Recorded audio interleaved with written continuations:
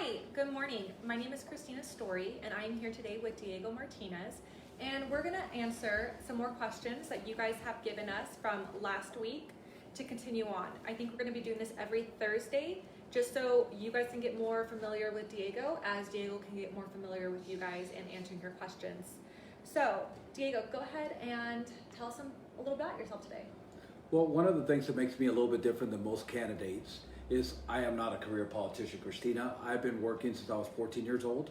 Actually, a little bit before that, we used to have paper routes where I grew up. I grew up in the Stockton, California. We used to have a paper route. I think I was 10 or 11 years old when I first started working. I've been working my whole life. I've been a taxpayer here in California for a long time. And what makes me a lot different than the career politicians is I ran small businesses, I've ran big companies, so I understand what a P&L looks like. But I also understand what it's like to struggle every day with these high taxes that we're getting done with all the time. And I also understand what it's like to try to make a living and basically get to the point where, let's take COVID-19 right now. I had to shut down my business for a little bit. And just like me, a lot of small business owners were all wondering the same thing. When can we get back to work? Why aren't we back to work? We're allowing people to protest, riot, be in closed areas, yet our state's still closed. So, Diego, let me ask you a question real quick. What is it? What business do you own? You say you're a small business owner. What business is it, and where is it located? Well, right now I own a bail bonds company. It's called Diego Martinez Bail Bonds, and we're located in San Andreas, California, and we write bail throughout Northern California at this moment. Okay. All right, so let's go ahead and dive in right into our questions that we have. I mean, that was pretty much question number one, is what made you different from other candidates, and I think we got a really good response. So question number two is, before I ever vote for another person, I will ask you, are you Christian? Is Jesus Christ your Lord and Savior? Have you studied the Constitution? And are you on the side of the Constitution's original intent? This one is from Joe. He also added, this week, my one and only question is, are you a Bible-believing Christian follower? Well, Christina, that's a great question, just like anybody else. We live in America. And my beliefs about church, do I believe in God and a higher being? I do. Am I going to inflict that on anybody? No. My campaign isn't ran on religion. It's actually ran on values and choice. And why we're here in America is for freedom. So you have the freedom of speech. You have the freedom of religion. I believe that everybody has their own right and their own way to have their religious beliefs honored and respected. Are you currently under any type of religion? At this moment, I am not. Okay, good, thank you. Question number three is, this one says, what's your stance on vaccines mandates, both for children and on COVID-19? And this question is from Caroline. Caroline, that's a great question, and we kind of had a little bit of discussion before about that, and I just kind of wanted to address it this week so everybody else could get an understanding where I'm at. Just like I just said, I am about choice. Vaccinations, to me, was something I did for my kids, and I got done when I was little. I also understand for religious beliefs or political beliefs or different beliefs, people don't believe in having their children vaccinated, and I actually believe that is the parent's choice to be able to do that. If you want your child vaccinated, you should have the right to, but if you, for whatever reasons you choose not to, I actually believe that you should have that right. Now, how does that correspond with the decision of public schools? Most public schools do require children to have vaccines, and daycares, preschools, and for those parents that choose not to have their children vaccinated, it kind of creates a conflict. What is something that you could do to resolve this? Well, that's something that I'd have to look into when I'm in office to see where the law stands and what it can be done. I believe it's the parent's choice. If your child's vaccinated and one child isn't, which child's really going to get sick? If it's the child without vaccination, that means that that's the parent's choice, and they had that already. They knew that going into this. Now, when it comes to COVID-19 and the vaccination that they're talking about, I am 100% against it. I don't think the government should have any involvement in mandating any kind of vaccination when it comes to that. Okay. Moving on. Question number four. Why is California so obsessed with trying to raise our property taxes? Do they not understand that for many like myself, this would put me out of my condo? This is a question from Ryan. Ryan, Prop 13 is coming up, as we all know it. We all have to vote no on Prop 13. One of the things that we got to look at right now is we're allowing it. The state of California will always try to tax people unjust. Well, I feel it's unjust because I think our taxes are the highest in the United States right now, one of the highest taxed people. We have the largest population, yet our roads aren't getting met, our schools aren't getting funded. So if you read Prop 13, the first thing they say is it's going to help law enforcement, it's going to help schools, it's going to help the roads. Well, if we're looking at the news these days, there are people trying to defund the police station. So how can you tell that you're going to tax me more to fund something that you're defunding? You look at our public education right now. I think that we have to pay more attention to where our tax dollars are going, that we have going out right now. So my campaign and what we're running on is tax cuts for Californians. So if I get voted in, when I get into office, I will be there helping you cut taxes, not increase taxes, because I believe that we're taxing ourselves out of California. We're taxing ourselves out of being able to live here. So I understand your question, and I feel your pain just like a lot of other Californians here. And that's why my campaign says Unite California, because we need to be united in what we're doing now so we can pull ahead. I could agree to that. Let's go ahead and move on. This next question is from Philip. Question number 5. Why are you trying to destroy our state? Is China paying you off? Are you a U.S. citizen who stands for the flag, country, and God? Wow, that's a loaded question, right? It is. I think you got a 3-way breakdown here. So let's just start with the first one. Why are you trying to destroy our state? Well, I'm sure that was the question for the governor who we have right now. Exactly. One of my main goals is to unite California. I keep saying this. Forget about your party lines. Forget if you're a Democrat, a Republican, an independent. At this point where we're at in California, if we, the people of California, don't stand together and unite California, there won't be a California left because of exactly that question. We're losing California little by little every day. We're losing our rights and our constitutional rights every day. So we need to stand up now, get career politicians out of office, and we need to make a difference. And this is the time right now. The recall for Gavin Newsom has just been accepted. It is going out. If you're out there right now, sign the petition. Let's make a difference. You want your voices to be heard. Now is the time. And let's move on to that second part of that question. Is China paying you off? I think this question is also directed to our current governor as well. Well, I mean, unless China is paying you off, and we're about to find out. It's one thing that's known is that China has influenced a lot of politicians, whether they're here in California or whether they're in Washington. So the answer to that, probably special interest groups, he might have something in there. I can't talk for the man. What I know is that we need to take care of Californian and Californian people, everybody who lives under the flag of California. Do I believe in the Constitution 100%? Am I a Second Amendment believer? Of course I am. But I'm also a First Amendment, which is the freedom of speech. We have to be able to live our Constitution by the way it was meant to be lived. Great. Another part of that question is, are you a U.S. citizen who stands for the flag? I do. And I am a U.S. citizen. I became a U.S. citizen in 2008. And I do believe in America. I believe in what we're here for, and I believe what we stand for. And I believe in the flag. Now, how about for country and God? I mean, we just touched on the topic of religion, but for country and God, where do you stand with that? You know, it's being said, and people get criticized for what I'm going to say next, but it's the United States first. It is time to bring jobs back to the United States. In this case, where I'm running, it's time to bring jobs back to California. California should be our number one priority, and the people of California should be our number one priority, because guess what? Without the people of California, there is no California. Most people are leaving California because of how California is turning out as well. Most people are leaving for the same reason. If we look back a couple questions, it's because the increase of taxes, the way we live life here has gone so out of hand that we need to bring everything back in order. How bad can this state get before we make a difference? Well, if we let it get any worse, it's not going to be a state. So we have got to stand up, unite, and vote, and let our vote count for once. Let our voices be heard. And that's what I'm about, letting your voices be heard. Just like we're doing this right now, if I go into office once a month, we are going to do the same thing. We're going to have a Q&A where I'm going to stand there and I'm going to answer for what I'm doing, because that's what a governor should do. The people of California are my bosses, and I should have to answer to them for every decision. I shouldn't be able to do backdoor deals with people not knowing or not disclosing stuff. everything should be full disclosure because my employer is the people of California. Agreed. Moving on, question number 6. At the moment, there is a lot of discussion about defund the police. What would your policy be if elected as governor? And this question is from Beth. Beth, that's a very good question because that's what's going on everywhere that we look at today is defund the police, defund the police. Let me ask you this.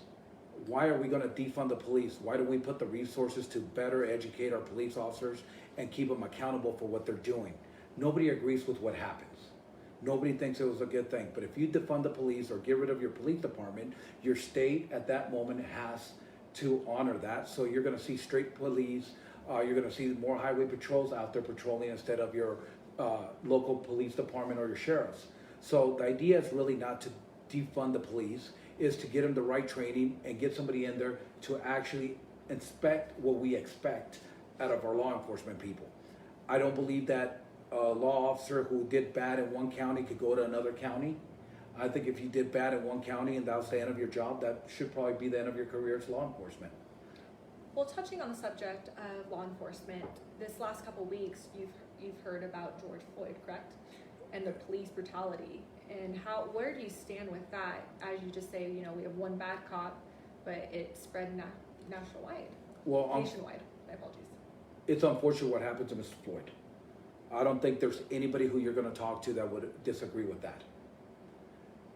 Again, for us to fix the problem and for the people to fix the problem, if you guys really want to fix the problem, if we really got to fix the problem, the protests, peaceful protests, I understand.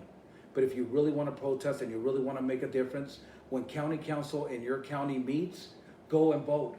Go let your voices be heard. Hold the people accountable who are responsible for these people having jobs. Hold your city mayors responsible. Hold the government. Hold the police chief. Hold the sheriff of that county responsible for what's going on. And again, we have got to inspect what we expect out of people.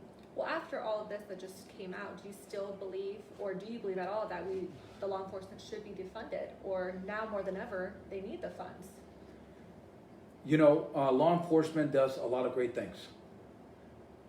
When we need help, who do we call? When something goes wrong, who do we call? Law enforcement. We are asking these people, these men and women, to get up every day, go out and defend our streets and keep us safe, and we turn our backs on them. That is not right, it's not just, and nobody should ever stand for that. One bad officer doesn't make everybody bad. So when you're in trouble, who are you going to call? If there's no police department, who are you going to call? Things have escalated to a point where they shouldn't have. One thing is you go out and you protest about something, and I agree with the protest. I think what happened was unjust. But living in a small county, which I do, which is Tuolumne County, one thing I saw was the patrons from this county allow the peaceful protest, but also stand in front of their neighbors, of their friends' business to make sure that everybody was protected. You know what that means, Christina, when you actually look at that? It means that it doesn't matter your party lines or who you vote for or what you believe in. We can be united in the state, and we need to come together, just like this little county, Oakdale, and these other smaller towns came together to stop the looting, stop the rioting, and just let peaceful protests. Because a lot of the people that were here defending their businesses also feel for the loss of Mr. Floyd, but we cannot allow our businesses to get destroyed because we've gone through COVID-19. How much longer can our businesses be shut down? How much damage would that have caused to a small town, a small community like this? So this county took pride in standing up and defending their town with 0 injuries. And I have to give credit to Sonora PD and Tuolumne County Sheriff's Department, Calaveras County Sheriff's Department that were here helping out and keeping the peace. It was a great demonstration. It was peaceful. Everybody went home on their own. But if we want to put a stop to it, we have to start at home. We have got to let everybody know that we are all, and I'll say this, we are all created equal under the same thing. We all bleed red when something happens to us. There is no color. There is really just people here. Agreed. Very well said, Diego. Thank you. Now we're going to move on to question number 7. This is from Steve. How are you going to make California prosperous? and desirable state to live in again? Well, Steve, that is one of the things that we're running on is we have to bring infrastructure back into California. We have got to bring industry back to California. Well, how do you do that? If you looked at the news a couple weeks ago, you saw that Tesla was offering to get out of California. You saw our governor proudly say, we're not the cheapest state to do business, but we're the best. Well, I don't see how that is. I think California's a good state to do business in, and I think we can make it even better. But we have got to make it affordable for industries to want to come back here and create more jobs. Well, what does that do? That lowers our unemployment.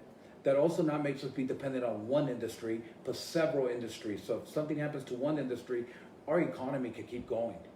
You know, we depend a lot on the Bay Area and stuff that's going on right there right now. We cannot allow this to continue.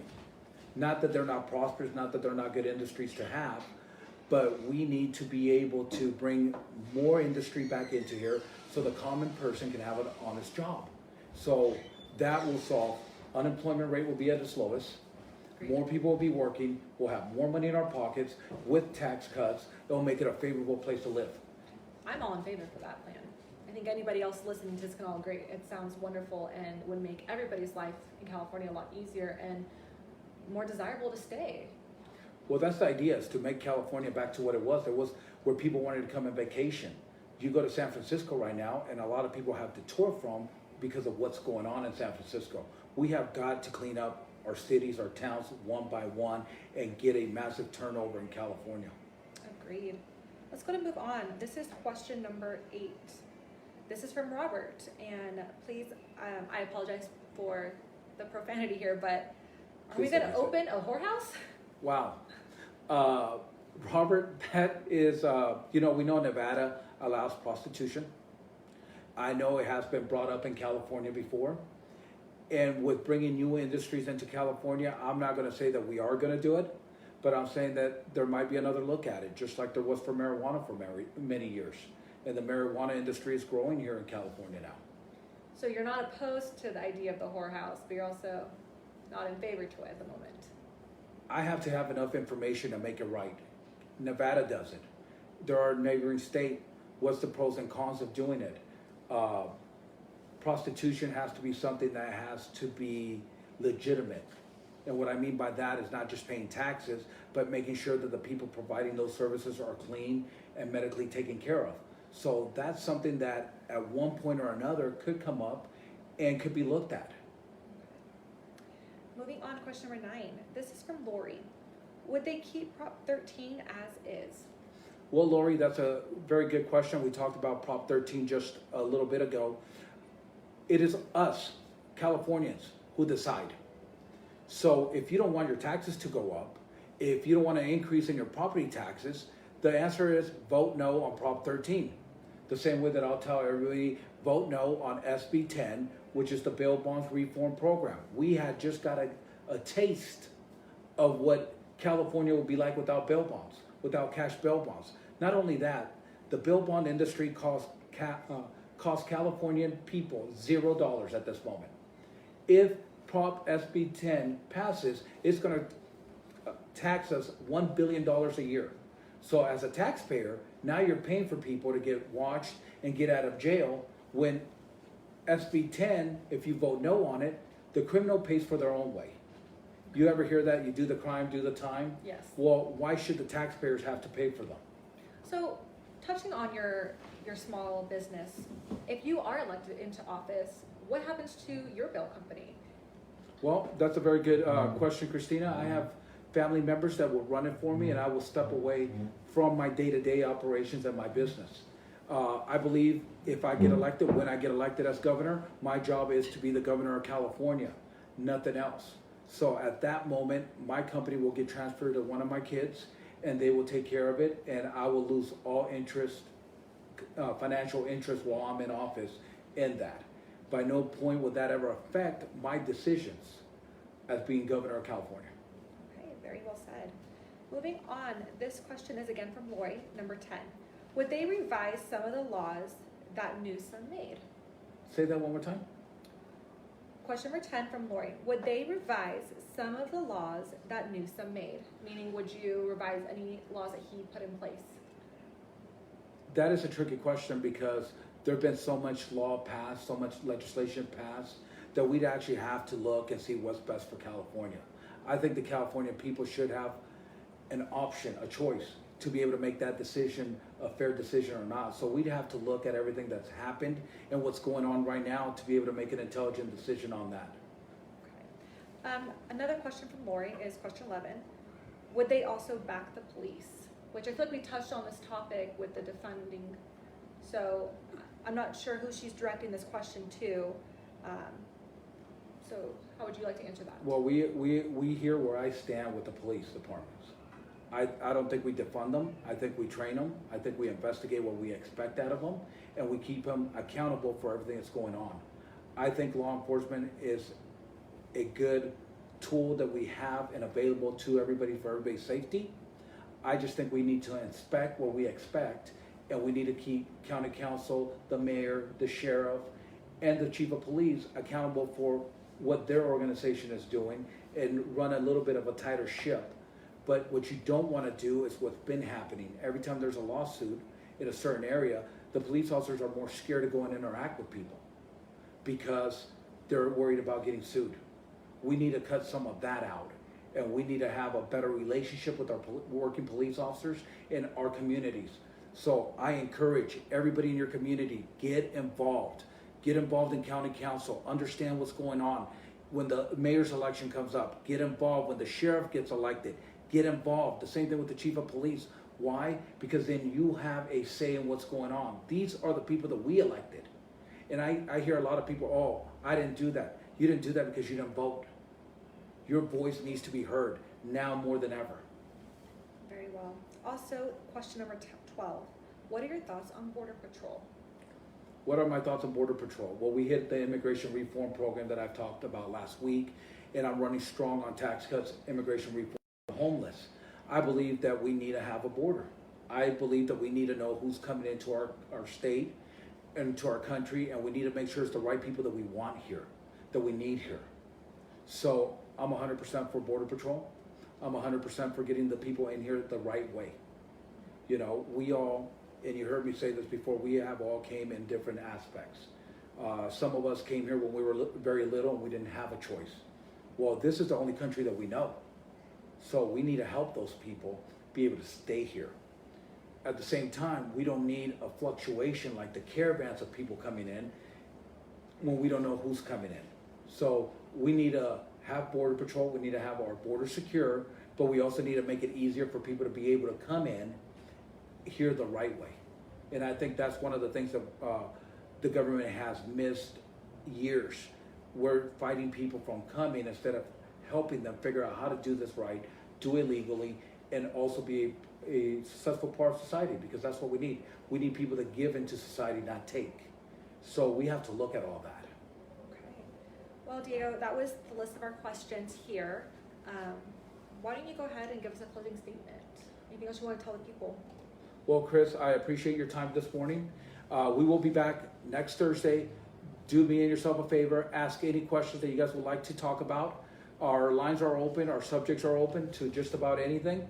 And I will see you guys next Thursday at 11 a.m. Diego Martinez for governor.